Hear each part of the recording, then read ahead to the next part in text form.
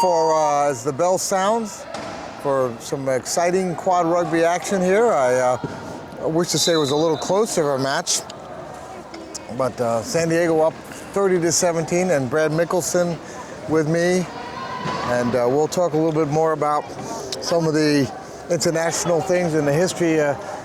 You've actually played this sport for and been involved with the sport for a couple of years, huh? A couple times 20 or so. Okay. No, actually, I started playing in about 1977. Oh, wow. So do you have a 20-year pin? No, I don't. You should have a 30-year pin. Yeah. I'm surprised they don't have 10-year pins for this. Oh, look at this. They're keeping him from getting in, and he forced his way in. That was Jim Thompson just persevered, forced his way through the hole that didn't exist. 30-18.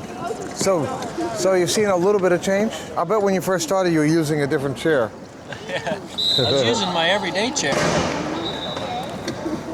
We just put a piece of metal across the front of foot platforms to keep them from folding. And then what was to protect you from getting killed on your feet? Yeah, that's back when they called it murder ball. Yes, there was some murder going on, huh? So where did the name come from? We were talking about that. Murder ball? Yeah. I'm not sure. Nobody ever explained it. The group of Canadians that started it never did say. Okay, there we go. Nicely done. Keith Newell found a hole and scored, and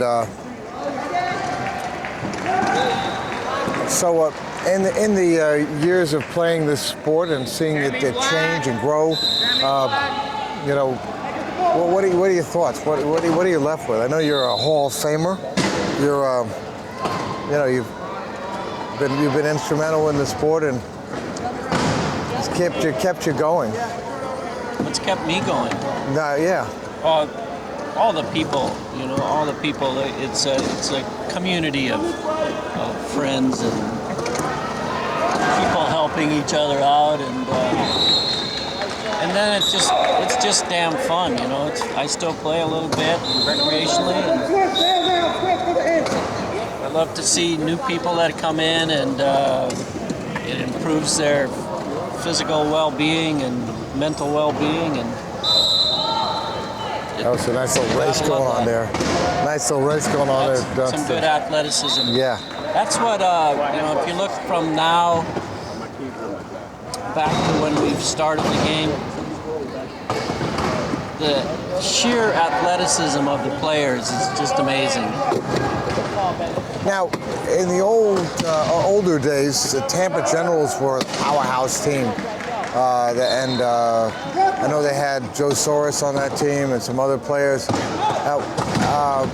What was the situation then when they were looking at all the different teams? There were less teams, I expect, right? Not really. There was still around 40 teams. Even back then, huh? Then, yeah.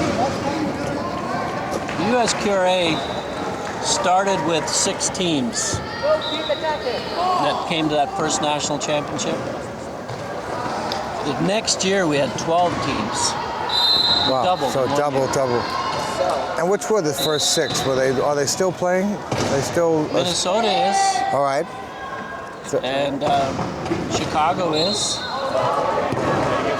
The other team were Dallas, a team out of Detroit that used a couple of Canadian players, and LA, where there's still rugby going on in LA, but it ain't the same team. Ain't the same team. And then there's North Dakota, of course. Wow. North Dakota's not playing anymore. They kind of closed the door on their gym in '96. It's always a shame to see that happen, to see a team leave, fold or whatever. There's just not the population up there to keep it going. Do we have a jump ball, or is it, no, it's like a penalty on number 33, Jimmy Reaching Thompson. in. Legal use of hands. So, versus illegal use of hands. There we go.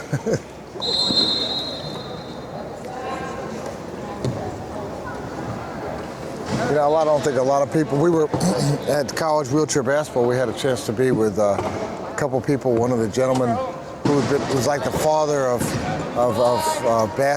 wheelchair basketball to some degree, and it's just fascinating when you get to understand some of the history. I don't think all of these young players coming in here have any idea of what has the groundbreaking work that was done to get it here. No, the younger guys, well, they're here to play. Yeah. And, they're here to make their own history. Turn back, there you go. All right. Look at the tough play. We're 35-21. We're Turn and look for the ball. 14-point game here. All the way, all the way. And I was expecting Magee to do well, to do better against this team because of how strong they looked against the Shepherds, the Atlanta team. But Magee's got some good players out here, and they're a well-established program, but they just got off to a real bad start today. Go, man, go, go, go. yeah. Andy Cohn, I expect we'll see some people coming off the bench that probably don't get a lot of time. Who else they have? Number 9. Oh, come on. Well, that's Paul Richardson. We've seen him before.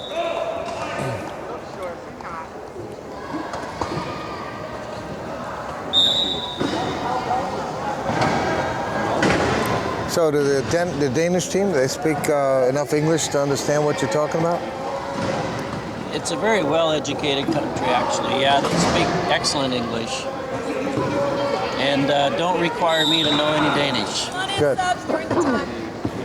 Well, actually, I think the Power Soccer U.S. team played Denmark in Japan. It's one of the teams I believe was there. And I had a great experience there. And I happen to know quite a few of the Danish. Now in Tampa, we have MacDill Air Force Base. And serving at MacDill is a coalition of forces from 65 nations. And somehow I've been lucky to be friends with a lot of the Danish officers. and they're a great group of people. They're really sharp and they're huge hockey fans too. I have to say that much. But they're just a great group of people. All the officers there came there. Some come for 2 years, some come for 6 months, but they come and they're neat people. And while they were there was that whole thing that happened with the cartoon and with the looks like we're gonna have another turnover here.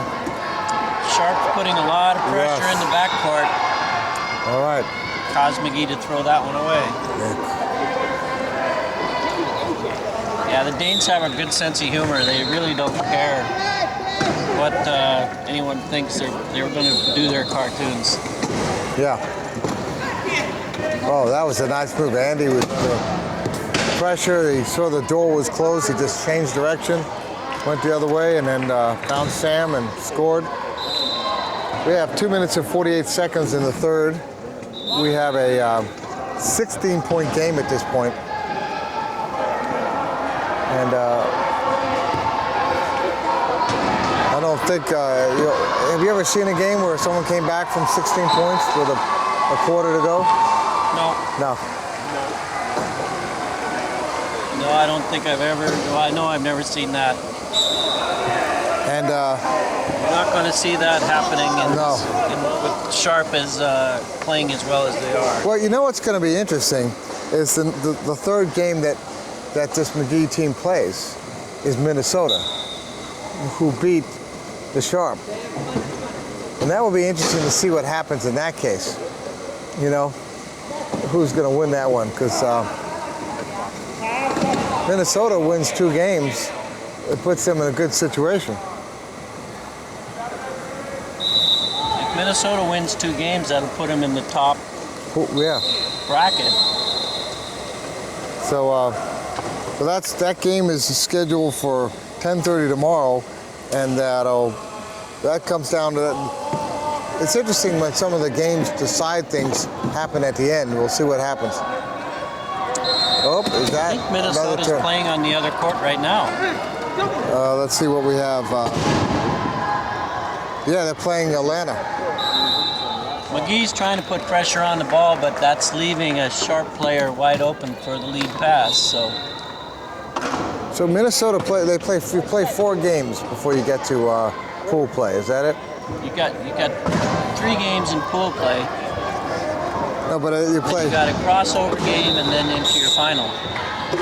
Okay, so Minnesota plays the Sharp. They're playing the Shepherd, and then they play the Magee.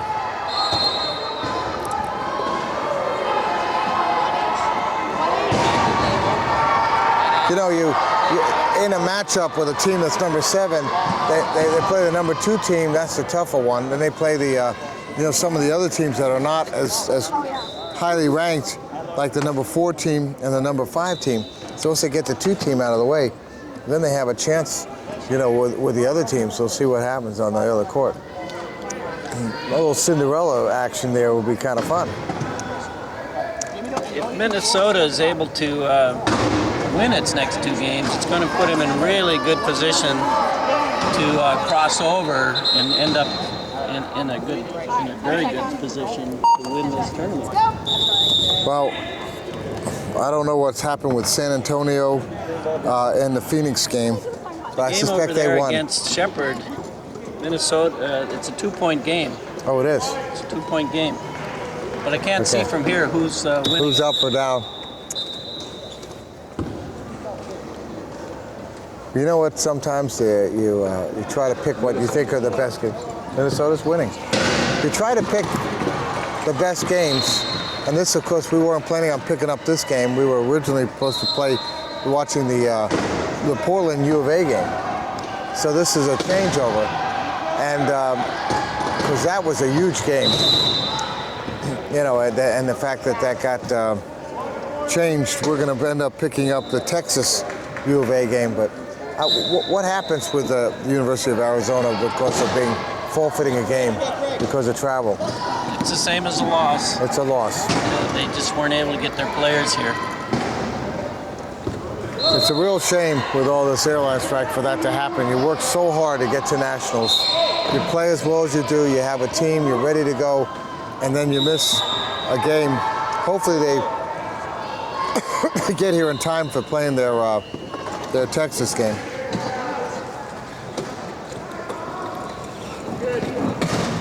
(41-23), 18-point difference. We've got 42 seconds left in the third, and Magee is struggling with this strong defense. They're fighting for it. They're fighting, but almost lost that. Nicely done.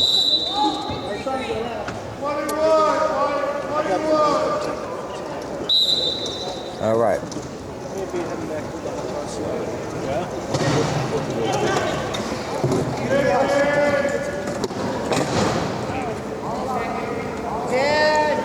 Andy Cohn would. I have to, somewhere down the road, as the starters start leaving the San Diego team, and they start replacing them, we're going to have to pick who we thought was the player of the game for the San Diego. And because we're seeing less and less of them out there that we originally saw out there to start with. Oh. That's the end of the third quarter. We'll be right back. Rob Rowland and Brad Mickelson joining me on xable.com.